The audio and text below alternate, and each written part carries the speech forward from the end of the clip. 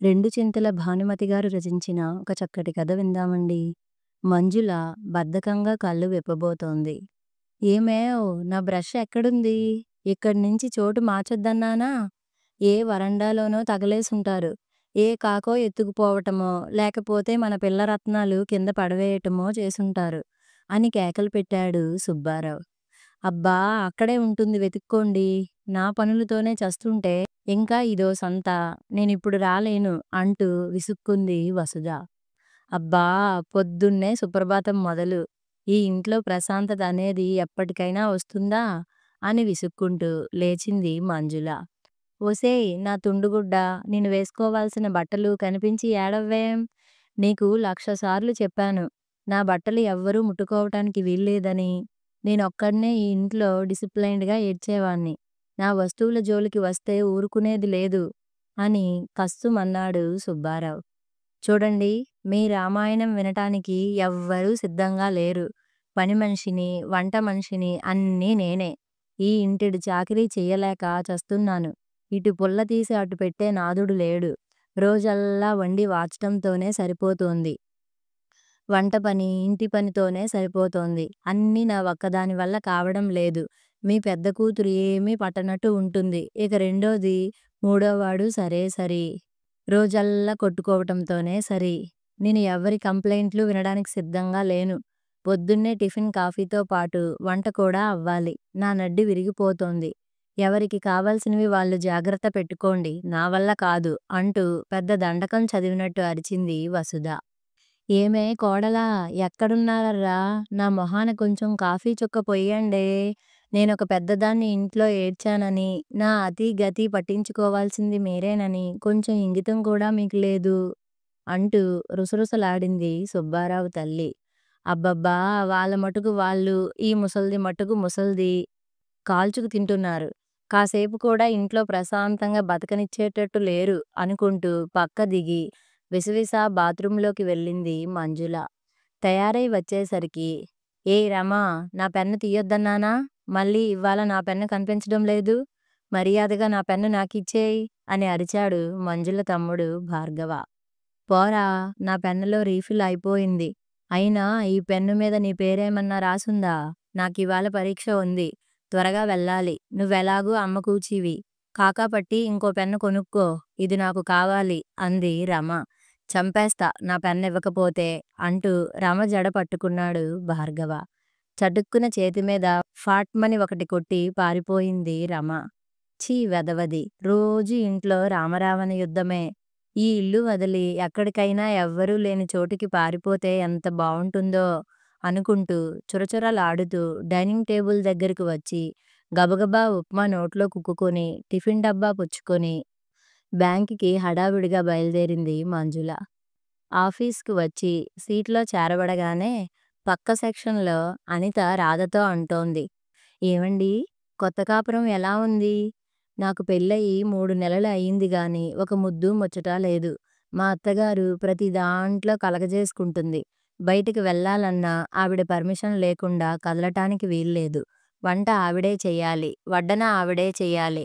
నన్ను చస్తే వంటింట్లోకి రానివ్వదు. అది ఆవిడ సామ్రాజ్యం అనుకుంటుంది. తెగ చికాకు వేస్తోంది. మీ కాపురం ఎలా సాగుతోంది? నాకు అలాంటి గొడవలేం లేవండి. మా అత్తగారు, మామగారు మా దగ్గర ఉండరు. ప్రస్తుతానికి హాయిగానే ఉన్నాం అంది రాధ. వీళ్ళ సంభాషణ విన్న మంజులకి చిర్రెత్తుకొచ్చింది. అబ్బా! ఇక్కడ కూడా వీళ్ళకి ఇంటి గొడవే. హాయిగా ఆఫీసులోనైనా మనశ్శాంతితో ఉండలేరు గదా అనుకుంది. ఇంతలో తన సెక్షన్‌లో పనిచేసే అన్నపూర్ణ లెడ్జర్ అందిస్తూ ఏదో చెప్పబోయి ఆగిపోయి తన సీట్లోకి వెళ్ళిపోయింది. మంచి వేళ, ఈవిడ ఇంకే భాగవతం ఇప్పబోయిందో. బతికిపోయాను. అయినా వాళ్ళ సమస్యలు పక్కవాళ్ళకి చెప్పుకోవాలనే కోరిక ఏమిటో అనుకుంది మంజుల. లంచ్ అవర్‌లో అడ్వాన్స్ సెక్షన్‌లో పనిచేసే మధుసూదన్ ఎవరో కొత్త మొహాన్ని పరిచయం చేస్తూ మంజుల దగ్గరికి వచ్చాడు. ఇతని పేరు శ్రీధర్. కొత్తగా మెయిన్ బ్రాంచ్ నుంచి ట్రాన్స్‌ఫర్ అయి ఇక్కడికొచ్చాడు. అనంగానే అతను చిరునవ్వుతో విష్ చేశాడు. సమాధానంగా మంజుల ముభావంగా తలూపింది. వెడుతూ మధుసూదన్ శ్రీధర్‌తో, ఈవిడేనండి M² అంటే ముచ్చు మంజుల అన్నమాట అని నవ్వటం మంజులకి స్పష్టంగా వినిపించింది. ఏమన్నా అనుకుని ఏడవండి. మీలాగా అనవసరమైన విషయాల్లో తలదూర్చటం, మాట్లాడటం నా వల్ల కాని పని అనుకుంది. సాయంకాలం అవుతూనే తన పనులు ఏవీ వదలకుండా అంతా ముగించుకొని ఇంటికి వెళ్ళే దారిలో అలవాటు ప్రకారం ఎక్కువ జనం లేని ఆంజనేయస్వామి దేవాలయంలో గోడకి చేరగిలబడి, ఆహా! ఇక్కడ ఎంత బావుంది. ఇంట్లో నాన్న అరుపులు, అమ్మ సాధింపులు, చెల్లి తమ్ముళ్ళ కొట్లాటలు, బామ్మ సనుగుళ్ళు లేకుండా ఎంత బావుందో! అయినా అమ్మ పొద్దస్తమానం నసపెడుతూనే ఉంటుంది. ఇంటికి వెళ్ళగానే మళ్ళీ టేప్ రికార్డర్ ఆన్ చేస్తుంది. ఈ పెళ్లి ఫోటో ఎలా ఉంది? ఈ అబ్బాయి ఎలా ఉన్నాడు? మీ మావయ్య తెచ్చిన సంబంధం గురించి నీ అభిప్రాయం ఏమిటి? అంటూ వెంటపడుతుంది. తను ఒక్కసారి గట్టిగా విసుక్కుంటే గప్చిప్‌గా వెళ్ళిపోతుంది. ఇక రమ, భార్గవ సరే సరి. తను వచ్చేదాకా తన గదిలో చదువుకొని గది అంతా చిందరవందర చేసి వెళ్ళిపోతారు. ఒక్కొక్కసారి చడామడా వాళ్ళని వాయించేయాలనిపిస్తుంది. ఇంటికెళ్ళంగానే బామ్మ ఒకత్తి, ఏవన్నా తినేందుకు తీసుకొచ్చావుటే అంటూ ఎంక్వైరీ చేస్తుంది. ఏవి తీసుకెళ్ళాలి? ముసలదానికి రోజూ ఆ కిష్కింధలోకి వెళ్ళాలంటేనే చికాకు. అమ్మో! అప్పుడే 7 అని రోజూలాగానే అనుకుంటూ ఇంటిదారి పట్టింది. రోజులు గడిచిపోతున్నాయి. మంజుల గమనిస్తూనే ఉంది. కొత్తగా వచ్చిన శ్రీధర్ అందరితో కలిసిపోవటం, గలగలా మాట్లాడుతూ ఉండడం. ఒకరోజు ఏమండీ సుబ్బారావు గారు, ఇల్లు మారుతానన్నారు దొరికిందా? శ్రీధర్ ఎంక్వైరీ. లేదండి శ్రీధర్, దాని గురించే వెతుకుతున్నా. ఇల్లు కాస్త బావుందనుకుంటే అద్దె విపరీతంగా అడుగుతున్నారు. పైగా అడ్వాన్స్. ఎలాగో ఏమిటో. అయితే మా పక్కవాట ఖాళీగా ఉంది. అద్దె కూడా రీజనబుల్‌గానే ఉంది. చూసుకుని వెంటనే చేరిపోండి. చాలా థాంక్స్ అండీ. ఈరోజు సాయంత్రమే వస్తా. మరో రోజు ఏమిటండోయ్ నాగేంద్ర గారు అదోలా ఉన్నారు? ఏమిటి సంగతి? మీ అబ్బాయి అడ్మిషన్ గురించేనా? నా స్నేహితుడు ఒకతను బిషప్ కాటన్ స్కూల్‌లో టీచర్‌గా పనిచేస్తున్నాడు. అతనికి చెప్పాను. వాళ్ళ ప్రిన్సిపాల్‌తో మాట్లాడాడుట. మిమ్మల్ని రేపో ఎల్లుండో ఎప్పుడు వీలైతే అప్పుడు కలుసుకోమన్నాడు. ఇంకొక రోజు ఏవండోయ్ అనితగారు, ఏమిటి అదోలా ఉన్నారు? మీరు ఏమీ అనుకోనంటే ఒక చిన్న సలహా. మీ అత్తగారు ఆఫీస్ నుంచి లేటుగా వెడితే ఏమీ అనరు. ఇంటికి వెళ్ళి మళ్ళీ బయటికి వెళ్ళాలంటేనే ప్రాబ్లమ్ అని చెప్పినట్టు గుర్తు. వారానికి ఒకసారో, 2 సార్లో మీరు మీ వారు ఆఫీస్ పని త్వరగా ముగించుకొని ఏ రెస్టారెంట్‌కో వెళ్ళి కాసేపు గడిపి వెళ్ళండి. వెడుతూ వెడుతూ మీ అత్తగారికి నచ్చిన స్వీట్సో, పళ్ళో పట్టుకెళ్ళండి. ఆవిడ చేసిన వంటల్ని మెచ్చుకోండి. మిమ్మల్ని వంట చెయ్యనివ్వట్లేదు అనే కంప్లెయింట్ నుంచి బయటకు రండి. మీరేదైనా సినిమాకి వెళ్ళాలనుకున్నప్పుడు ఆవిడని కూడా రమ్మనండి. ఆవిడకి సినిమాలు పెద్దగా ఇష్టముండవని మీరు ఒకసారి అన్నట్టు గుర్తు. మీరు పిలిచారు కదా అని 1, 2 సార్లు వచ్చినా ఆటోమేటిక్‌గా ఆవిడ మానేసి మిమ్మల్ని వెళ్లి రమ్మనొచ్చు. ఆవిడ గురించి మీకే బాగా తెలుసు గాబట్టి ఏది బాగా వర్కౌట్ అవుతుందో చూసుకోండి. ఇలా జరుగుతూ ఉండేవి. శ్రీధర్ అలా అందరితో మాట్లాడుతూ ఉంటే మంజులకి అదంతా ఒక నటనలాగా కనిపించేది. అందరి దగ్గర తను హీరోలా కనిపించాలని చేసే ప్రయత్నంలా అనిపించేది.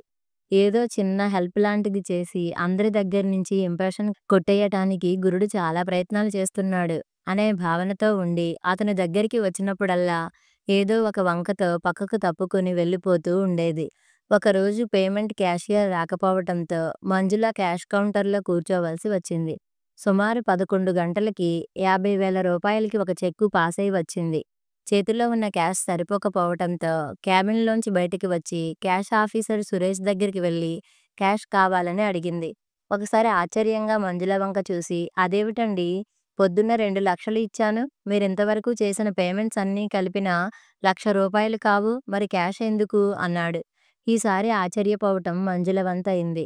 గబగబా క్యాబిన్‌లోకి వెళ్ళి పేమెంట్ అయిన చెక్కులన్నీ తీసి ఒక్కొక్క దాని వెనకాల రాసిన డినామినేషన్ వివరాలు చూడటం మొదలుపెట్టింది. డబ్బు పే చేసేటప్పుడు ఏ ఏ డినామినేషన్ నోట్లు ఎన్నెన్ని ఇస్తున్నారో చెక్కుల వెనకాల రాయటం పద్ధతి. అలా చూస్తూ ఉండగా సేవింగ్ అకౌంట్ నంబర్ 361 గల కస్టమర్ ఇచ్చిన చెక్కు వెనకాల ₹100 డినామినేషన్ నోట్లు 1000 ఇచ్చినట్లు రాసి ఉన్నది. ముందు వైపు తిప్పి చూస్తే చెక్కు 10,000కి రాసుంది. అంటే 10,000 పేమెంట్ చేయడానికి బదులు ₹1,00,000 చేసిందన్నమాట. విషయం అర్థమవంగానే మంజులకు చెమటలు పట్టేశాయి. ₹5 పదులైనా, వందలైనా, ఏ డినామినేషన్ అయినా 100 నోట్లు అవంగానే ఒక ప్యాకెట్‌గా తయారు చేస్తారు. అటువంటి 10 ప్యాకెట్లు కలిపి ఒక కట్టగా కడతారు. దాన్ని బండిల్ అంటారు. అంటే 10,000 చెక్కు పేమెంట్ చేయడానికి ఒక ప్యాకెట్ ఇవ్వడానికి బదులు ఒక బండిల్ ఇచ్చేసిందన్నమాట. ఫలితంగా రూ. 90,000 షార్టేజీ. విషయం పూర్తిగా అర్థం అవ్వగానే మంజుల ఏడవటం మొదలుపెట్టింది. అది గమనించిన స్టాఫ్ అంతా మంజులని మాటలతో ఓదార్చటానికి ప్రయత్నించారు. శ్రీధర్ ముందుకొచ్చి చెక్కు వివరాలు చూసి, "ఈ కస్టమర్ బాగా తెలిసిన వాళ్ళు ఎవరైనా ఉన్నారా?" అని అడగ్గానే, "నాకు బాగా తెలుసండి. రాఘవరావు అని చాలా పాత కస్టమర్" అన్నాడు మాధవరావు. "అయితే వెంటనే పదండి వెడదాం" అంటూ పార్కింగ్‌లో పెట్టిన తన స్కూటర్ దగ్గరికి పరిగెత్తాడు. స్టాఫ్ అంతా తమ తమ సీట్ల దగ్గరికి వెళ్ళిపోయారు కస్టమర్లని అటెండ్ అవటానికి. మంజుల మనసులో రూ. 90,000 ఎక్కడ్నించి తెచ్చి కట్టటమా అనే విషయమే తొలిచేస్తోంది. చాలా మందికి తెలియదు, బ్యాంక్‌లో క్యాషియర్ పొరపాటున ఎక్కువ డబ్బిచ్చేస్తే ఆ లోటు ఆ క్యాషియర్ చేతి నుంచి వేసుకుని భర్తీ చేయాలని బ్యాంకే భరిస్తుందనుకుంటారు. ఆ కారణంగానే ఎక్కువ ఇచ్చిన మొత్తాన్ని తిరిగి ఇవ్వకుండా తీసుకెళ్ళిపోతారు. శ్రీధరు, మాధవరావు వెళ్లారే గాని ఆ కస్టమర్ డబ్బు తిరిగి ఇస్తాడా అని ఆలోచిస్తోంది మంజుల. ఆమెకు నమ్మకం లేదు. సుమారు ఒక గంట టెన్షన్ తర్వాత శ్రీధర్, మాధవరావులు తిరిగొచ్చారు. "మంజులాగారు, మీరు పార్టీ ఇవ్వాలి" అన్న శ్రీధర్ మాటలు వినగానే మంజుల ఒక్కసారి ఊపిరి పీల్చుకుంది. స్టాఫ్ అంతా శ్రీధర్‌ని అభినందించారు. "శ్రీధర్ గారి చాకచక్యంతో మన డబ్బు తిరిగొచ్చిందండీ" మాధవరావు వివరిస్తున్నాడు. "మొదట వాళ్ళకి 10,000 ముట్టాయని గట్టిగా చెప్పారు. ఎక్కువ ఇచ్చిన రూ. 90,000 బ్యాంక్ భరించదు. ఉద్యోగి దగ్గర్నుంచి వసూలు చేస్తారని చాలా చక్కగా వివరించి రూ. 1,00,000 ఇచ్చినట్టు తగిన సాక్ష్యాలు ఉన్నాయని, పోలీసుల దాకా వెడితే వ్యవహారం రసాభాస అవుతుందని శ్రీధర్‌గారు సామధాన భేద దండాలు ఉపయోగించేసరికి 10,000 ముట్టాయని సరదాగా ఆట పట్టించటానికి అన్నానని అంటూ 90,000 ఇచ్చేశారు. మొత్తానికి శ్రీధర్ గారిని మెచ్చుకోవాలి." ఈ మాటలు విన్న మంజుల శ్రీధర్ వంక కృతజ్ఞతాభావంతో చూస్తూ నమస్కరించింది. అతని మీద తను ఏర్పరచుకున్న తప్పుడు అభిప్రాయానికి సిగ్గుపడి, మంచితనాన్ని గుర్తించలేని తన చిన్న మనసును తిట్టుకుంది. అలవాటు ప్రకారం ఒకరోజు సాయంత్రం ఆంజనేయస్వామి గుళ్ళో కూర్చుని ఉండగా ఎవరో పిలిచినట్టయి తల తిప్పి చూసింది మంజుల. "ఏవండోయ్ మంజులగారు, ఏమిటి ఇవాళ ఇక్కడున్నారు?" అంటూ శ్రీధర్ దగ్గరకొచ్చాడు. శ్రీధర్‌ని చూడగానే మంజుల మొహం విప్పారింది. "భలేవారే, ఇది నేను రోజూ వచ్చే చోటే" అంటూ చిరునవ్వుతో కొంచెం జరిగి అతనికి కూర్చోటానికి చోటిచ్చింది. "రోజూ వస్తారా? ఎందుకు? మీకు ఆంజనేయస్వామి అంటే అంత భక్తా?" అని అడిగాడు.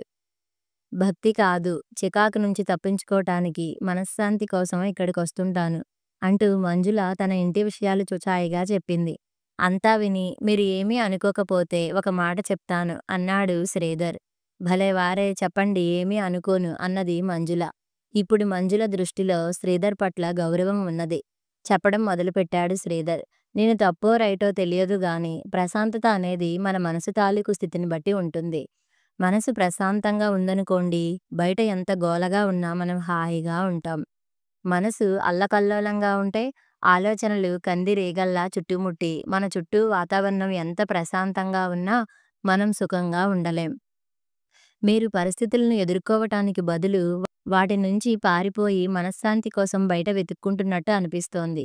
మనం చాలా మటుకు మన చుట్టూ ఉన్న వారి పరిస్థితి గమనించకుండా మనకు తగ్గట్టుగా పక్కవాళ్ళు నడుచుకోవట్లేదని అనుకుంటాం. మనం వాళ్ళ వైపు నుంచి ఆలోచించి వాళ్ళకేం కావాలో అందించకుండా వాళ్ళు మనకి అనుగుణంగా లేరని చికాకు పడతాం. ఒక్క క్షణం వాళ్ళ వైపు వెళ్ళి వాళ్ళకేది ఆనందం కలిగిస్తోందో ఆలోచించి వీలైనంత చేయగలిగితే ఆటోమేటిక్‌గా వాళ్ళు సుఖంగా ఉంటారు. మనము హాయిగా ఉండగలుగుతాం. మిమ్మల్ని ఆఫీసులో చూస్తాను. అదొక రకంగా అందరికీ దూరంగా ఉండడానికి ప్రయత్నిస్తుంటారు. మిగిలిన స్టాఫ్ మెంబర్స్ తమ సమస్యల్ని మీతో చెప్పటానికి సందేహిస్తారు. ఎందుకంటే మీరు మీ సమస్యలను వాళ్ళతో చర్చించరు. వాళ్ళ సమస్యల పట్ల ఇంట్రెస్ట్ చూపించరు. కొంతమందికి సమస్యలు చెప్పుకోవటానికి ఒక ఔట్‌లెట్ కావాలి. మరికొంతమంది తమ సమస్యల్ని మరొకరికి చెప్తే పరిష్కారం దొరుకుతుందని నమ్ముతారు. వాళ్ళ సమస్యల్ని విని మనకి చేతనైనంత సహాయం చేస్తే మనకి కూడా చాలా తృప్తిగా ఉంటుంది. ఏదీ చేయలేకపోతే కనీసం విని సానుభూతి చూపించినా చాలు. వాళ్ళకి తృప్తిగా ఉంటుంది. చొరవ తీసుకుని ఇదంతా చెప్పినందుకు మరేమీ అనుకోకండి. ఎందుకో చెప్పాలనిపించింది. "అరే, మాటల్లో పడి చూసుకోలేదు. చాలా టైమయిందే. మిమ్మల్ని మీ ఇంటి దగ్గర డ్రాప్ చేయనా?" అన్నాడు శ్రీధర్. "అక్కర్లేదండీ. మా ఇల్లు దగ్గరే. వెడతాను. మీరు వెళ్ళి రండి" అంది మంజుల. దారి వెంట వెడుతూ ఇంటికెళ్ళిన తర్వాత కూడా మంజుల శ్రీధర్ అన్న మాటల గురించే ఆలోచిస్తూ ఉండిపోయింది. మంజుల చిర్రుబుర్రులాడకుండా పరధ్యానంగా ఉండటాన్ని ఇంట్లో అందరూ ఆశ్చర్యంగా గమనించారు. మర్నాడు సాయంత్రం ఆఫీసు నుంచి వస్తూ బజారుకెళ్ళి టూత్ బ్రష్లు పెట్టుకునే ప్లాస్టిక్ డబ్బా, కొన్ని హుక్స్, ప్లాస్టిక్ తాడు కొని బామ్మకి కాసిని పళ్ళు కొన్నది. ఇంటికెళ్ళి దగ్గరలో ఉన్న ఒక కార్పెంటర్ చేత నాన్న టూత్ బ్రష్ పెట్టుకోవటానికి కొన్న డబ్బాని గోడకి ఏర్పాటు చేయించింది. తువ్వాలు వేసుకోవటానికి ప్లాస్టిక్ తాడు కట్టించింది. ఒక చిన్న అలమరా కూడా ఆర్డరిచ్చింది. తండ్రి బ్రష్, పేస్టులు ఆ డబ్బాలో ఉంచి, ఆయన తువ్వాలు తాడు మీద వేసి వాటిని ఎవ్వరూ కదిలించరాదని ఇంట్లో వాళ్ళకి చెప్పింది. బామ్మకి పళ్ళు ఇవ్వగానే ఆవిడ ఆశ్చర్యంగా ఆనందపడింది. ఆ రాత్రి రమణి, భార్గవని దగ్గర కూర్చోబెట్టుకుని వాళ్ళకి కావాల్సినవి తనని అడగమని, కొట్టుకోకూడదని చెప్పింది. ఇల్లు నీటిగా ఉంచితే సర్ప్రైజ్ బహుమతులు ఇస్తానని చెప్పింది.